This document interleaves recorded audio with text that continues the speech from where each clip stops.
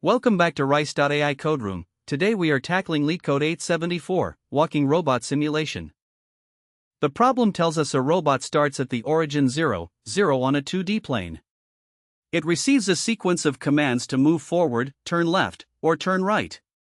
There are also obstacles on the grid. If the robot runs into an obstacle, it stops its current forward movement and moves on to the next command. We need to find the maximum Euclidean distance squared that the robot ever gets from the origin. Our thought process is to simulate the movement step by step. We can represent directions using delta arrays for x and y, updating our current direction index when we turn. To handle obstacles efficiently, we can hash their coordinates into an unordered set. This allows us to check in O of one time if the next step hits an obstacle. Let's look at the implementation.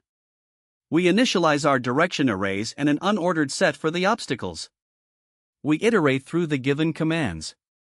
For turning commands, we update our direction modulo 4. For movement commands, we loop step by step. In the inner loop, we compute the next coordinate. If the next step is in our obstacle set, we break early. Otherwise, we update x and y, and then update our maximum distance squared. Finally, we return this maximum distance. For complexity analysis, the time complexity is O of n plus k, where n is the number of commands and k is the number of obstacles. We process each command and step, and insert obstacles into the set. The space complexity is O of k, as we store the obstacles in an unordered set. Thank you for watching.